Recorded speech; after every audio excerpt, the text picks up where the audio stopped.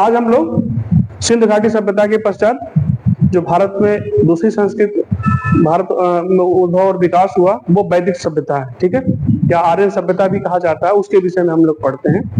पहले हम जानते हैं वैदिक सभ्यता को वैदिक सभ्यता क्यों कहा जाता है, ठीक है। वैदिक सभ्यता, ठीक है, वैदिक सभ्यता, वैदिक सभ्यता को वैदिक सभ्यता इसलिए कहा जाता है कि इस सभ्यता के समस्त जानकारी या इतिहास जो प्राप्त होता है वेदों के माध्यम से प्राप्त होता है, इसलिए हम इसे वैदिक सभ्यता कहते हैं। भारत में सिंध घाटी सभ्यता के पश्चात जो उद्भव और विकास हुआ सभ्यता का उसको वैदिक सभ्यता कहते हैं। अच्छा, वैदिक वेद क्या है? वेद कितने हैं? 4 हैं। कौन से? ऋग्वेद 4 हैं अपने। कौन कौन से हैं? ऋग्वेद है, सामवेद, फिर यजुर्वेद है, यजुर, फिर और क्या? अथर्ववेद, ठीक है, अथर्ववेद। ये 4 वेद हैं। अच्छा, वेद को वेद क्यों कहते हैं पहले ये जाने, ठीक है। वेद संस्कृत के विद धातु से बना है। किससे? विद। विद का मतलब होता है जानना, जानना या ज्ञान, ठीक है। जानोगे तब ज्ञान होगा आपको, तो जानना या ज्ञान विद धातु से बना है, इसका अर्थ होता है ज्ञान। क्वेश्चन आते हैं कि वेद का शाब्दिक अर्थ क्या है? जानना, ठीक है। ये किस धातु से बना है? विद धातु से बना है, ठीक है। ऋग्वेद, सामवेद, यजुर्वेद और अथर्ववेद है, ठीक है। अब ये सभ्यता थी भारत में कब हुई? जैसा कि हम लोग जानते हैं सिंध घाटी सभ्यता का जो उत्तर पतन हुआ या उत्तर पीरियड था उसका, देखो 3 फेस में है जैसे जानते हैं हम लोग, प्री, ठीक है, मिडल और पोस्ट वाला, ठीक है। पोस्ट टाइम जो था इंडस वैली का, उसके बाद जो सभ्यता लगभग ये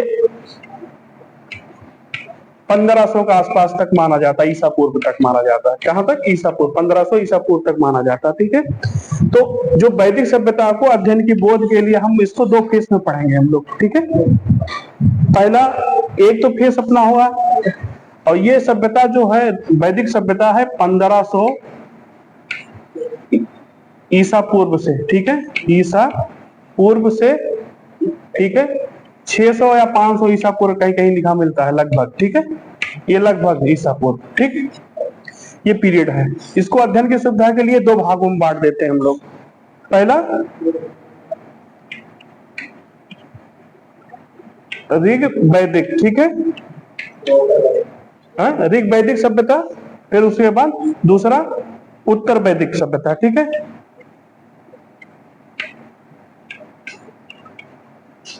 उत्तर वैदिक, ठीक है। इसका पीरियड है, ये तो है ये 1500, लगभग 1500 ईसा पूर्व से, ठीक, 1000 ईसा पूर्व, ठीक है। दूसरा क्या है? उत्तर वैदिक काल को हम 1000 से 600, ठीक है, ठीक है, क्लियर होगा यहां तक का, ये टाइम पीरियड है इनका। अब सिंध घाटी सभ्यता के पश्चात, ठीक है, जो आर्यन सभ्यता हुई या वैदिक सभ्यता उद्भव हुआ, वो कौन लोग थे, कहां से आए थे, ठीक है, कौन से मानव प्रजाति के लोग थे, उनके विषय में थोड़ा थोड़ा हम लोग जानेंगे। जैसे अब इस विषय को लेकर के ना विद्वानों में बड़ा मतभेद है, ठीक है।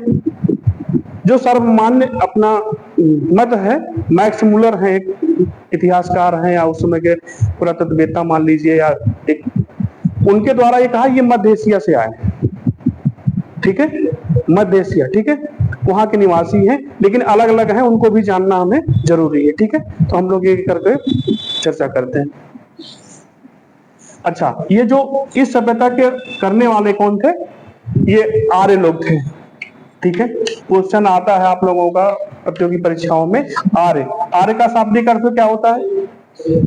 एक तो श्रेष्ठ होता है, श्रेष्ठ, कुलीन, और फिर उसके बाद उत्तम, ठीक है, आदि मान लीजिए, ठीक है। ये ऐसे इनका होता है, ठीक है। ये समझिए, क्वेश्चन आपसे बनेगा कि भाई आर्य शाब्दिक अर्थ क्या होता है, तो इनको कई श्रेष्ठ माना जाता है, कुलीन माना जाता है, उत्तम माना जाता है, ऐसा कह सकते हैं, ठीक है। तो जो सुपीरियरिटी की बात करें, बात समझ रहे हो, वो आर्य, ठीक है। इसका द्योतक यही था। अच्छा ये, अच्छा आय से कहां से, इसको इससे विद्वानों में क्या कहते हैं, विवाद है, एक तरह से डिस्प्यूट है कितने हिस्टोरियंस में, जो इतिहासकार हैं उन लोगों ने क्या विवाद इसलिए कहा, जो जहां कहा। जैसे एक है अपने यहाँ पहले जो सर्वमान है, मैक्स मूलर है, कौन है, मैक्स मूलर, ठीक। ये कहते हैं ये मध्य एशिया से आए, कहां से आए, यही सर्वमान है लगभग मध्य एशिया से, ठीक है। ये सर्वमान लगभग लगभग हर विद्वान मानते हैं। फिर अगर भारतीय इतिहासकार की बात आप करोगे, ठीक है, अगर बाल गंगाधर तिलक की बात करें, सुंदर सेनानी, ठीक है, बाल गंगाधर तिलक, ये कहते हैं ना, ये कहां से आए, उनकी एक पुस्तक है आर्कटिक होम ऑफ आर्यंस, ठीक है, कि जो आर्य हैं ठंडे प्रदेशों से प्रदेश से आए हैं और इनका निवास स्थान आर्कटिक महाद्वीप जो है, ठंडा हमेशा बर्फ जमा रहता, वहां के हैं, ठीक है। बाल गंगाधर ये एक ब्रह्म तत्व है, ठीक है। गंगा प्रसाद झा एक हैं, वो लिखते हैं ब्रह्मदेश, ब्रह्मदेश ब्रह्मावर्त कहते हैं किसको, जो सिंध नदी से लेकर के कहां तक का, जो अपना गंगा नदी है इससे ऊपर का हिस्सा जो है, द्वादशी हिडन नदी ना, उस आसपास मान लो पंजाब के आसपास का जो क्षेत्र था, ठीक है, उसको ब्रह्मवर्त कहा जाता है। तो गंगा प्रसाद झा जी हैं, वो कहते हैं। एक पेनका है, कौन है पेनका, ये जर्मनी से मानते हैं, कहां से, जर्मनी से, हाँ जर्मनी से, ठीक है। और एक दयानंद सरस्वती जी हैं, जानते होंगे वो, ठीक है, जो सत्याग्रह प्रकाश नामक पुस्तक लिखी, ठीक है, और जन जागृत में या देश के राष्ट्र के उद्भव और विकास में बहुत बड़ा योगदान है। उन्होंने क्या है, इनका कहा माना, तिब्बत माना, इनका स्थान निवास स्थान तिब्बत, ठीक है। इस प्रकार से अलग अलग इतिहासकारों ने अलग अलग अपना मत दिया है, विद्वानों ने अपना मत दिया है। तो अपने को क्या है, सबसे मान्य क्या है, मैक्स मूलर मध्य एशिया के निवासी थे ये लोग। मैक्स मूलर ने कहा यही लगभग माना जाता, जर्मनी से कोई हर आदमी कहता है। अच्छा, जब आपने सुना भी होगा जो हिटलर था, बहुत बड़ा तानाशाह था, वो कहा करता था कि पूछता कोई अगर जर्मनी कहाँ तक है, तो बोले जहां तक आ रहे हैं, आप समझ रहे हैं, वहां तक जर्मनी है। तो वो भी अपने आप को श्रेष्ठ बनाते थे, ऐसा स्लोगन था। बहरहाल वो मान्य नहीं है, ठीक है। तो मैक्स मूलर का ये क्लियर रखिएगा आप, ठीक है। अब हम लोग पहले पढ़ते हैं ऋग वैदिक काल, ठीक है, जो वैदिक काल का दो पार्ट है, ऋग वैदिक काल और उत्तर वैदिक काल। तो ऋग वैदिक काल में हम लोग पहले पढ़ते हैं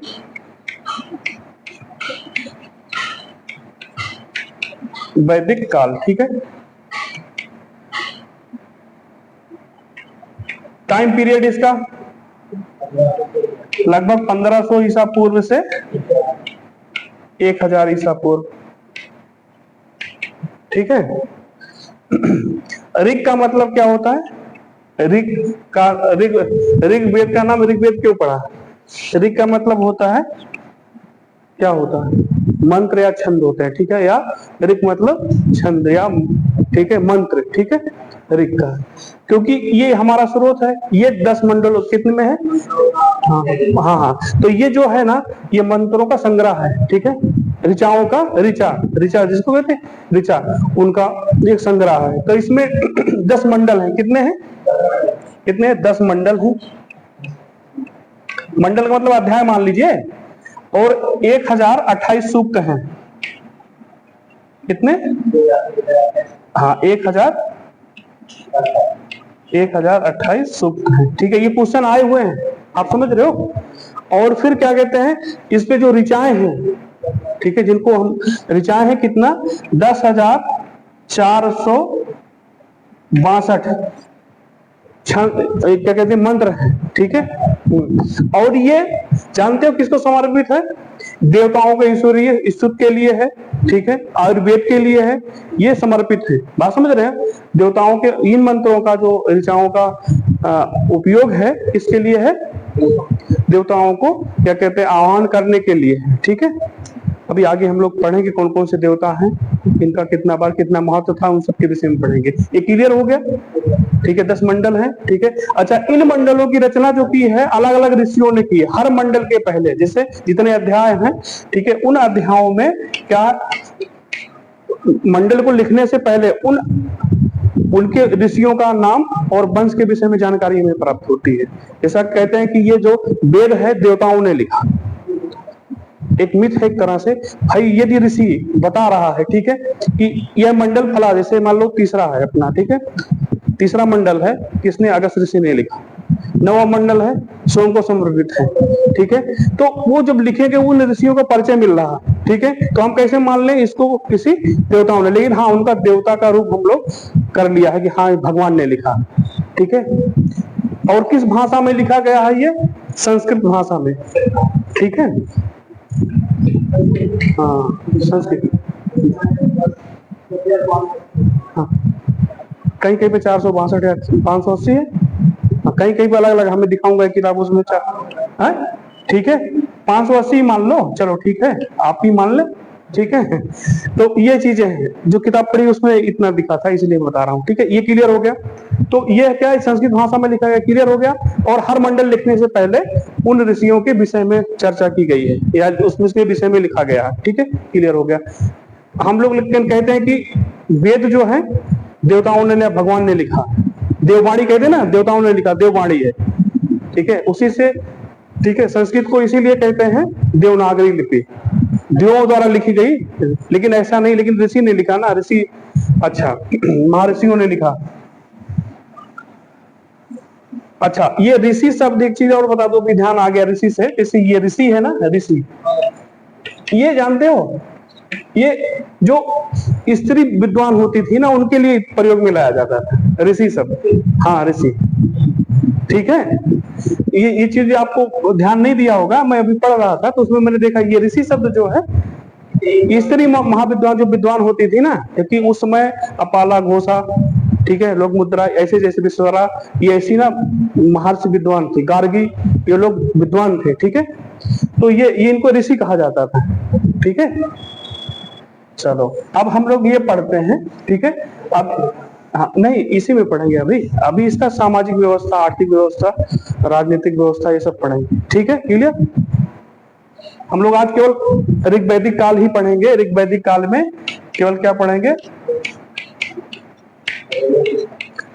वैदिक काल ही पढ़ेंगे। उसमें क्या पढ़ेंगे हम लोग, इनका सामाजिक, आर्थिक और राजनीतिक व्यवस्था, ठीक है।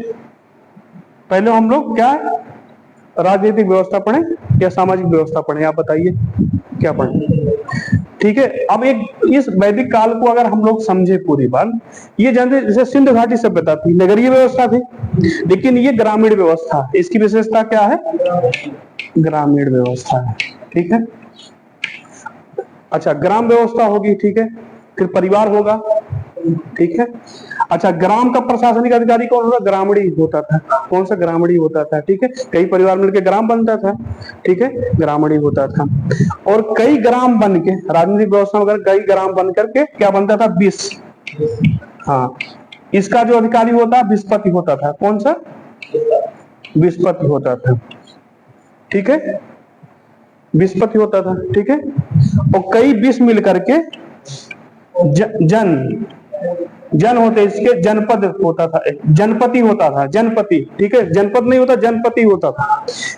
अच्छा इसका जो मुखिया होता था राजा होता था, ठीक है, और कई जन मिल करके के क्या होते थे, राष्ट्र बनता था, ठीक है, क्लियर हो गया, जिसको महाराजा, राजा, सम्राट कुछ कहा जाता था, ठीक है, ये राजनीतिक व्यवस्था था। अच्छा इसका जो ऋग्वैदिक का ऐतरेय ब्राह्मण है, कौन सा है, ऐतरेय ब्राह्मण में राजा का कैसे क्या है, राज्य अभिषेक होगा, कौन कौन उसमें शामिल होगा, ठीक है, कौन उनका क्या कहते हैं, क्या क्या उत्तरदायित्व होगा, ये सब चीजों का बात किया गया। अच्छा इसमें जो राजा होता था, ठीक है, पद इसके उत्तर ऋग्वेद के उत्तर फेस तक का, ठीक है, यानी क्या मतलब अंतिम चरण में क्या हुआ, जो राजा का पद था ना, क्या होता था, राजा का पद वो वंशानुगत हो गया था, लेकिन उसको ना भूमि का मालिक नहीं, जो संपत्ति नहीं होती थी, ठीक है, लोगों की संपत्ति का मालिक नहीं होता था, केवल वो सुरक्षा का मालिक होता था। जैसे ग्राम का ग्रामीणी हो तो सुरक्षा, चोरी, इन सब चीजों को या अन्य किसी प्रकार का अपराध हो रहा तो उसको रोकने की उत्तरदायित्व होता है ऐसे। लेकिन राजा जो, इनको बलि दी जाती थी, क्या बलि, इनको उपहार के रूप में बलि, जो कहते बलि, इस बलि को नहीं कहेंगे जो देवियों के यहाँ बलि चढ़ा दी जाती है, वो बलि नहीं है, बलि का मतलब स्वेच्छा से दिया गया दान, ठीक है, किसको? राजा के, उनके प्रति कुछ उत्तरदायित्व हो, वो बलि है, ठीक है। तो वो अनाज के रूप में भी, अनाज के वो वस्तु मिल में ही चलता था उस समय, ठीक है। तो लेन देन होता था, ठीक है, या देते थे वो लोग। तो हाँ हाँ, देख रेख उसके बाद, लेकिन वो क्या है, केवल बाह्य युद्ध, शांति व्यवस्था बनाने, ये उत्तरदायित्व होते थे। ये नहीं था कि तुम्हारी जितनी जमीनें हैं उसका राजा को उसी के पास में, सारे धन संपत्ति उसी के पास में। जो स्वेच्छा से उनको धन प्राप्त होता था उसी पे ही निर्वहन होता था, वही तो उनका आय का स्रोत था। ये नहीं था कि वो किसी की जमीन हड़प ले, या जैसे अब राजा का परिभाषा बाद में हो गई, वो ऐसा नहीं था, ठीक है। तो राजा केवल वो बाह्य आक्रमण, शांति व्यवस्था, सुरक्षा बनाए, चोरी इत्यादि को रोकने के लिए भी किया जाता है, ठीक है। क्लियर है क्या? अच्छा, ये राजनीतिक व्यवस्था हो गया, ग्राम पे ग्रामीण, ये बता दिया आपको, ठीक है। इतने ब्राह्मण बताया गया। अगर हम लोग समाज की बात करें, ठीक है, समाज क्या था, कैसे? देखो समाज, जैसे यदि आपने सिंध घाटी सभ्यता में माता सत्तात्मक व्यवस्था थी, पढ़ा था हम लोगों ने, ठीक है। लेकिन यहाँ पितृ सत्तात्मक, यानी कि पिता ही कोई भी निर्णय लेता, पिता होता है। यहाँ पे जो समाज होता था, ठीक है, परिवार, परिवार में पति पत्नी, बच्चे उनके, ठीक है। और यहाँ पे ना एक चीज है, बृहद, ठीक है, बृहद परिवार की बात कही गई है। बृहद मतलब बड़ा परिवार, ठीक है। एक और बृहद परिवार का जो सबसे बड़ा होता था ना, ठीक है, घर का अभिभावक जो बनता था, कौन होता था? सबसे वयोवृद्ध जो होते थे वो होते थे, ठीक है। अच्छा, यही जो वयोवृद्ध लोग गांव के लोग होते थे, यहाँ पे राजनीतिक व्यवस्था में अगर हम लोग देखें, सभा समिति विदध, ठीक है, ये कमेटियां थी उस समय की, ठीक है। सभा और समिति, समिति जो क्या काम करती थी, समिति क्या काम करती थी कि राजा जो होता था उनके कार्यों पर अंकुश लगाती थी, या निर्णय जो होता था उसमें गांव के या जन सामान्य लोग होते थे। विदध में जो संभ्रांत और वृद्ध लोग होते थे वो विदध में होते थे, ठीक है। हाँ, ठीक है। और उसके बाद जो सभा होती थी, सभा में जो उसमें वृद्ध लोग होती हैं वो अलोंगनीय, ईशान कहा जाता है। इसके अध्यक्ष को क्या कहा जाता है? ईशान। सभा का जो प्रमुख होता था इसको ईशान कहा जाता है। क्या कहा जाता है? ईशान, ठीक है। समिति की बात की अवहेलना राजा कर सकता था, ठीक है, लेकिन ईशान की नहीं कर सकता था। जैसे अपना राज्यसभा है और लोकसभा है, ठीक है, वो भंग नहीं होती, सुपर है ना कहीं कहीं, ऐसे ही इनकी बातें सुपर होती थी, विदद होती थी, ये भी संभ्रांत लोगों की होती थी। अच्छा, उस समय सभा और समिति में, ठीक है, स्त्रियां भी भाग लेती थी, आप समझिए। अभी बाद में कालांतर में धीरे धीरे आपके भी सिंध घाटी सभ्यता में हम लोग समाज में ज्यादा डीप जान नहीं पाते, लेकिन ये लिखा पड़ा है, आगे मैं बताऊंगा कैसे क्या इनका होता है। ये लोग भाग ले सकते थे, ठीक है। क्लियर हो गया? ठीक है। तो समितियां, सभा समिति और विदध, ठीक है। विदध सबसे पुरानी कहा जाता है, ठीक है, ये है। अच्छा, परिवार बना, ये परिवार से परिवार हो गया, और परिवार बहुत ज्वाइंट फैमिली रहती थी, बड़ी रहती थी, ठीक है। तो उसको जो सबसे वृद्ध होते थे या बड़े होते थे वो उस परिवार के अभिभावक होते थे, ठीक है। अच्छा, परिवार से क्या होता था? गांव बनता था, ग्राम, ठीक है। ग्राम से ग्रामीण हो गया, बताया ये आपका, ठीक है। अच्छा, अगर सामाजिक व्यवस्था में देखें, ये समाज ऐसे बना हुआ था कि पितृसत्तात्मक था, पुरुष प्रधान व्यवस्था थी एक तरह से, ठीक है। लेकिन हाँ, स्त्रियों का भी उपनयन, संस्कार, खान पान, शिक्षा का पूरा, जैसे कालांतर में आप देखेंगे कि सूत्र काल में लड़कियों का उपनयन यानी शिक्षा ग्रहण करने की परंपरा शिथिल होती गई या बंद ही कर दी गई। गुरुकुल में लड़कियों को पठन पाठन के लिए, जैसे बच्चे लड़के भी पढ़ते थे, लड़की बालक और बालिकाएं पढ़ती थी, बालक पढ़ते थे, वैसे बालिकाएं भी उपनयन संस्कार के लिए, विद्या आरंभ के लिए वो लोग संस्कार में शामिल होते थे। लेकिन कालांतर में ये बंद होता गया सूत्र काल में। तो पूरी स्वतंत्रता थी वहां पे, ठीक है। क्लियर? अच्छा, सामाजिक व्यवस्था में अगर हम लोग वेशभूषा देखें, हम लोग क्या पहनते थे, क्या खाते थे, ठीक है। तो यहाँ पे तीन प्रकार का आदिवास, आदिवास, ठीक है, उत्तरी, उत्तरी और अधोवास, वास और ओसड़ी, ओसड़ी, ठीक है। अधोवास आधा पहनने वाला, अधोवास ऊपर पहनने, आदिवास नीचे, अधोवास ऊपर पहनने वाला, ठीक है। और उत्तरी पगड़ी बांधते नहीं, साफा पगड़ी जो, वो, ठीक है। और नहीं, ऊसड़ी, ठीक है, ऊसड़ी, ऊसड़ी क्या होता? पगड़ी बांधते थे, वो था। और उत्तरी क्या होता है? जैसे कोट या छतरी डालते हैं ना, इसी टाइप का। तो इस तरह से स्त्री और पुरुष दोनों धारण करते हैं, लेकिन उनके पहनावे में कुछ डिफरेंट था, ठीक है। ये चीजें, ये मुख्य बस था। आभूषण वगैरह की अगर बात करें हम लोग, ठीक है, खान पान की अगर बात करें हम लोग, तो देखो ये जो व्यवस्था थी, सामाजिक संरचना की बात हम कर रहे हैं, ठीक है, कृषि प्रधान थी, ठीक है, कृषि नहीं थे, पशुपालन था स्टार्टिंग में, क्या था, पशुपालन था, ठीक है, कृषि नहीं, फिर भी ये लोग, ठीक है, जौ, ठीक है, पशुपालन ही अर्थव्यवस्था था इनका बहुत, क्योंकि इसका ठोस प्रमाण कहीं हमें मिलता, अस्थायी निवास का प्रमाण नहीं मिलता हम लोग, ठीक है ना, या अवशेष नहीं मिलते, ठीक है, और इनके मकान सरकंडे मिट्टी आदि के बने रहते होंगे उस समय, ठीक है, क्योंकि अस्थायी पक्की ईंटों का इनका सबका प्रयोग नहीं होता था, ठीक है। तो ये इनका हो गया, ठीक है। तो जौ, दूध, गाय इनके महत्वपूर्ण पशु था, जिनके पास जितनी गाय वो उतना धनी आदमी, ठीक है। और जो कहते हैं ना गोत्र शब्द, गोत्र, हाँ गोत्र, ठीक, जिसे परिवार बना, बड़ा परिवार हो गया, कहता है इस गोत्र में हमें शादी, सुना होगा आपने जन सामान्य लोगों से कि अपने गोत्र में शादी नहीं करना। गोत्र का मतलब होता है जो वो परिवार है, और गायों का समूह कहा जाता था, ठीक है, जिनकी भाई जितनी बड़ी गाय, भाई एक परिवार से है तो उसमें शादी कहाँ करेंगे, भाई बहन हुए ना, तो नहीं करेंगे, यहाँ से उद्भव और विकास हो गया, ठीक है। हाँ, तो ये चीजें हैं। तो फिर ये गोत्र सब है गायों का समूह, वो परिवार या उस समूह से हम लोग निकल के आए हैं, उसमें हम लोग शादी नहीं करेंगे। हाँ हाँ हाँ, ठीक है, हाँ गोत्र का, ठीक है, करेक्ट हो गया, ठीक है। तो अच्छा, अगर हम लोग विवाह, ठीक ही बात करें, ठीक है, उपनयन दोनों लोगों का होता है, लड़का लड़कियों का, ठीक है। शादी विवाह अगर हम बात करें, देखो उसमें शादी विवाह की अगर बात करें तो वयस्क विवाह का ही बात था, ठीक है। वयस्क कम उम्र में शादी का वो नहीं था, वयस्क होने पे ही शादी व्यवस्था होती थी, ऐसा माना जाता है, ठीक है, वयस्क, ठीक है। विवाह के प्रकार भी बताए गए हैं, ठीक है, उनको मैं पढ़ाऊंगा एक एक करके, ठीक है। और क्या कहते हैं, जो कुछ जो बच्चियां होती थी उपनयन के बाद, वो गृहस्थ में जीवन नहीं, उनको ब्रह्मवादिनी कहा जाता था। क्या कहा जाता, जीवन भर ब्रह्मचर्य का पालन करती थी, तो वो वैवाहिक गृहस्थ में ना प्रवेश करती। जैसे बाण आश्रम व्यवस्था थी, आश्रम व्यवस्था थी, तो पहले 3 इस आश्रम व्यवस्था में क्या था कि पहले तो अपना ब्रह्मचर्य है, जैसे हम लोग पठन पाठन करते हैं, भाई 7-8 साल तक का जब बच्चा हो जाता था उसको उपनयन करा दिया, वो ब्रह्मचर्य 25 साल तक का करता था। भाई छोटे से कोई गुरुकुल जाएगा नहीं, 6-7 जब तक थोड़ा समझने बुझने लगे तो उपनयन संस्कार होता है, वो चले जाते। समावर्तन के बाद वो क्या कहते हैं, वो गृहस्थ में आ जाता था, वो उनको भाग बांट दिया गया था, ठीक है। इतना पहला था ब्रह्मचर्य का है, ब्रह्मचर्य का है, दूसरा गृहस्थ का है, ठीक है, तीसरा वानप्रस्थ का है। ये संन्यास आश्रम बहुत बाद आया है, ठीक है, बताऊंगा, उत्तर वैदिक काल की बात का ही है, समझो। ब्रह्मचर्य में इसमें विद्या अध्ययन होता था, लड़का हो या लड़की हो, उपनयन होता था, उपनयन संस्कार के बाद संस्कार है, उनको बताऊंगा आगे चल के हम, ठीक है, एक अलग से वीडियो उनका बना देंगे या पढ़ा देंगे आप लोगों को, ठीक है। ब्रह्मचर्य, ठीक है, इसमें 25 साल तक, जैसे 25 साल होता समावर्तन, जैसे स्नातक, कहते हैं स्नातक हो गए, इस दिन समावर्तन के दिन इसे स्नान कराते, गुरुजी अपने हाथों से बच्चों का स्नान करके, और दंड हुआ उनका जो रहता ले लेते, और दक्षिणा लेके उनको कहते हैं आप गृहस्थ के लिए आप तैयार हो, विवाह करिए और गृहस्थ में प्रवेश करिए। ये 25 साल तक हो गया, 25 साल यहाँ तक गृहस्थ में आ गए, 25 से 50 साल यहाँ रहते। यहाँ से आपका क्या होता, आप शादी करते, संतान उत्पत्ति करते संतति को चलाने के लिए, ठीक है।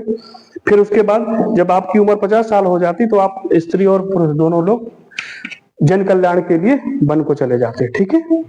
तो क्या है, सभी का एक टाइम पीरियड हासिल किया गया था, तो ये चीजें हैं, ये क्लियर हो गया था इतना इनका, इन लोगों का ये व्यवस्थाएं होती थी। लेकिन कुछ स्त्रियां जो होती गृहस्थ में या पुरुष नहीं जाते थे, तो वो ब्रह्मचर्य का ही पालन करते। तो जो स्त्रियां, ये बताने का मतलब मेरा यही था कि जो स्त्रियां, जो लड़कियां आजीवन ब्रह्मचर्य का पालन करती थी, उनको ब्रह्मवादिनियां करती थी, वो भी गुरुकुल में पढ़ा पठन पाठन इत्यादि का काम किया करती थी, ठीक है, क्लियर हो गया। तो इसका मतलब शिक्षिका भी रही, ठीक है, क्लियर हो गया। फिर अगर हम लोग कृषि व्यवस्था की बात करें या आय की बात करें, आपको बता ही दिया कि भाई गाय जो है महत्वपूर्ण है, लेन देन में भी वस्तु विनिमय चलता था उस समय, गाय महत्वपूर्ण था, ठीक, जिनके पास जितनी गाय उतना अच्छा। राजा को जो क्या मिलता था, आय प्राप्त होती थी, वही बलि के रूप में या धन के रूप में कुछ प्राप्त हो जाता था, वही मिलता था उनको, ठीक है। लेकिन कालांतर में क्या, जो अंतिम पड़ाव में क्या हुआ, ऋग वैदिक काल में क्या हुआ कि थोड़ा ये कट्टर होता चला गया, क्या, राजा का पद, ठीक है। वंशानुगत तो हो ही गया था, फिर उसमें थोड़ी सी कट्टरता आने लगी। कट्टरता कैसे आने लगी कि अधिकार जमाना शुरू कर दिया था थोड़ा थोड़ा सा। लेकिन उत्तर वैदिक काल आते आते एक तरह, हाँ, एक तरह से किसी चीज को कैप्चर करना शुरू कर दिया था, जो आगे बाद में कालांतर में हम पढ़ते चलेंगे, ठीक है। तो ये हो गया। अच्छा, धर्म, ठीक है, 30 त्योहार, ठीक है। तो अगर हम धर्म की बात करें, ठीक है, धर्म क्या है, वो ईश्वरीय प्रकृति पूजा करते थे, एक ईश्वरीय बात थे, एक ही ईश्वर मानते थे, लेकिन इनके देवताएं अलग अलग थे। अब कैसे, जैसे आकाश के देवता अलग, अंतरिक्ष के अलग, और जमीन के अलग, ठीक है। तो इनका वर्णन मिलता है, जो अंतरिक्ष के 3 देवता, 3 कैटेगरी बांट दी थी। अंतरिक्ष के देवता अलग, आकाश के देवता अलग, और धरती के, पृथ्वी के देवता अलग। तो अच्छा, सबसे महत्वपूर्ण जो देवता था, इंद्र थे, ठीक है, इंद्र थे। इनको ना क्या कहा जाता, झंझावात का देवता कहा जाता था। हाँ, पुरंदर, पानी, आधी पानी का देवता भी कहा जाता है, ठीक है। पुरंदर भी कहा, पुर मतलब किलो को जीतने वाला, पुरंदर भी कहा गया है, ठीक है। तो इनको 250 बार वर्णन मिलता है। दूसरे महत्वपूर्ण देवता कौन से हैं, अग्नि है। भाई देवता से मिलने के लिए यज्ञ करेंगे, आग जलाएंगे तो अग्नि जाएगा, ठीक है। तो इनका वर्णन लगभग 200 बार आता है ये, हाँ हाँ, 275 ये है और 200 बार ये है, ठीक है, अग्नि है 250 बार। और वरुण है, पानी, पानी बिना, कहते हैं ना, पानी बिना काम चल नहीं सकता, तो पानी के देवता वरुण होते थे, ठीक है। इस तरह आप ये समझो सामान्य था कि जो जैसे थे सभी वस्तुओं को उन्होंने अलग अलग देवताओं के रूप में समर्पित कर दिया था, कि ये देवता है, आदित्य तूफान के देवता है, ये पानी के, ये जल के हैं, आदित्य है, सूर्य के देवता हैं, ठीक है। क्लियर हो गया।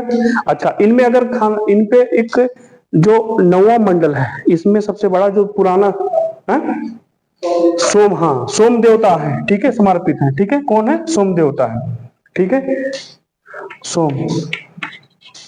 और इसी ऋग्वेद में जो तीसरा मंडल है, ठीक है, जो सावित्री, क्या कहते हैं, सावित्री की, सूर्य की पूजा की बात कहते हैं, गायत्री मंत्र वाले नहीं, ओम भूर्भुवः स्वः भर्गो देवस्य धीमहि, ये वाला, ये यहीं से लिया गया, कहाँ से, तीसरे मंडल से, ठीक है। हाँ हाँ, और गायत्री मंत्र एक गायत्री संस्था नहीं है, गायत्री मंत्र वाले हैं, चलते हैं, संस्था है, हरिद्वार में उनकी संस्था है, तो वो लोग, ठीक, प्रेरित है, उस सूर्य को समर्पित है। सोम देवता इसमें है, ठीक है। अच्छा, गाय को यहाँ पे अघन्या कहा गया, ना मानने, ठीक है। लेकिन अतिथि को गोहन कहा गया, क्या कहा गया, गोहन कहा गया। अच्छा, समाज में कौन सा, क्षत्रिय, ब्राह्मण, वैश्य, शूद्र। जो ऋग्वेद का 10वां मंडल है, कौन सा 10वां मंडल है, उसमें ब्रह्मा के मुख से, ठीक है, ब्राह्मण कौन निकला है, ब्राह्मण निकला है। क्षत्रिय, भुजाओं से क्षत्रिय, पेट से वैश्य, और नीचे जो है, और पुरांग शूद्र का है। ये क्या है, ये 2 तक है उस समय, क्योंकि जैसा कि हम बताते हैं कि मध्य एशिया से आए या आसपास के कहीं से कैप्चर कर लिया सिंध घाटी सभ्यता, जो वहां के निवासी से उनको दर्बड़े, उनको दास्यु भी कहा गया, क्या कहा गया, समाज संरचना, समझिएगा आपका आगे चल के आपको समझ में आएगी। जो परिस्थितियां आज चल रही हैं हम लोगों के बीच में, लोग टकराव करते हैं, ये वो दलित, ये शूद्र, ऐसा बोलना नहीं है फिर भी, लेकिन ऐसा चल नहीं रहा कि छोटे बड़े ऊंच नीच का, ये चीजें, ये तो हो गए मेन फेस का, एक ही व्यक्ति में से निकला हुआ व्यक्ति है। लेकिन एक जो दास्यु थे, दास व्यवस्था, इनको दास बना रखा था। भाई संसाधन कैप्चर कर लोगे सारे, तो जो आदमी होगा मजबूरी तुम्हारा गुलामी करेगा ना, तो वो दासी उनको कहा गया। उनको दर्बड़ों को भी संबोधित करने के लिए भी कहा गया, ठीक है। इन दासियों को, इनकी जो लैंग्वेज होती थी, सब संस्कृत नहीं बोलते थे। इनको क्या कहा जाता है, इनको क्या, मृग दो, यानी जो मृग जैसे बोलता है ना, जानवर जैसे बोलते हैं, वैसी इनकी लैंग्वेज है। आप समझ लो कैसे उनको बाइकाट किया गया, उनकी लैंग्वेज, उनकी भी लैंग्वेज रही होगी बातचीत करने की, लेकिन वो क्या, हिंद्रो बोलते हैं। तो इस तरह से अगर हम देखें समाज व्यवस्था में, इस तरह से, ठीक है, संरचना थी, ठीक है। और जो ब्राह्मण था, उसको पठन पाठन का काम होता था, ठीक है, दान देना, दान लेना होता था। क्षत्रिय का काम होता, सुरक्षा से संबंधित था, दान देना होता था, यह कर्मकांड करना था। वैश्य का व्यापार करना होता था, ठीक है, और दान देना होता था, ठीक है। शूद्र का, इन सबका क्या होता था, सेवा करना, क्या इनका सही सेवा नहीं, सहयोग करना होता था। अच्छा नहीं, अच्छा इनका क्या होता था, इनमें जो होते थे, इनको जो हुनरमंद लोग होते थे उस समय के, ठीक है, वो लोग, इनको रत्निन कहा गया। इनके मंडल, जो राजा की मंत्र परिषद होती थी, रथकार, सूतकार, ठीक है, कच्छप, जो बढ़ई जिसको कहते हैं, ये लोग क्या, इनको रत्निन कहा गया। क्यों कहा गया रत्निन? रत्न मतलब रत्न देने वाला। रत्निन इसलिए कहा गया, रत्निन इसलिए कहा गया इनको, रत्न, ठीक, रत्न देने मतलब आय का बढ़ाने वाला, तो इसलिए रत्निन कहा गया। कौन कौन होता था? सूतकार, ठीक है, रथकार, तक्षक, बढ़ई जिसको कहते हैं, ठीक है। ये लोग क्या ना, जो है खेत जुतेगा या रथ चलेगा, ठीक है, युद्ध में जीतेंगे, या तक्षक बढ़ई है, हल बनाएगा, ठीक है। तो इनसे क्या आय प्राप्त होगी राजा को, इसलिए इनको रत्निन कहा गया। क्लियर हो गया? ठीक है। तो अच्छा, ये लोग क्या अछूत नहीं थे? जो शूद्र थे अछूत नहीं थे। दासों के लिए मन है, दास प्रथा थी, लेकिन अछूत ये नहीं था। ये इन सबका सहयोग करते थे और इनके पास हुनर हुआ था। ऐसा नहीं कि सहयोग कौन करेगा भाई, जिनके पास हुनर होगा, ठीक है। अच्छा, इस समय क्या, जो अवशेष कुछ आदिवासी खेड़ा है उत्तर प्रदेश में, वहां से क्या कुछ धूसर लाल, ठीक है, मृद भांड मिले हुए हैं, ठीक है।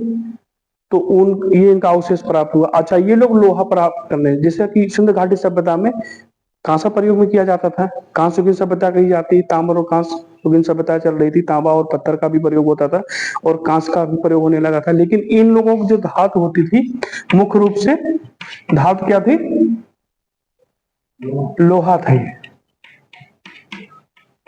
इसको श्याम आयस्क कहा गया है। क्या कहा गया? श्याम आयस्क। अयस्क मतलब लोहा है, हाँ, ठीक है, ठीक है। तो ये लोहा है, ठीक है। इनसे क्या औजार बनाए, ठीक है, तीर भाले, ठीक है, और क्या कहते हैं, हल फाल इत्यादि बनाए होंगे, ठीक है। उनसे जंगल काटा, फिर खेती करना शुरू कर दिया, ठीक है। ये चीजें, सारी चीजें चलती रही, ठीक है। अगर हम लोग और सब बात करें इनमें, ठीक है, खान पान हो गया, और कुछ छूट रहा है इसमें? आप लोग बताइए। ठीक है, चलो ठीक है। आप इसके बाद ऑब्जेक्टिव क्वेश्चंस देखेंगे। हाँ हाँ, इसके बाद हम लोग क्या पढ़े? उत्तर वैदिक काल पढ़ेंगे, ठीक है। जो सामाजिक संरचना, आर्थिक व्यवस्था, इन सब में कैसे कृषि कैसे परिवर्तित हो गया और कैसे ये बढ़ता गया, या यज्ञ कर्मकांड इत्यादि जो पढ़ते चले गए, उनके विषय में हम लोग विस्तृत पढ़ेंगे। धन्यवाद।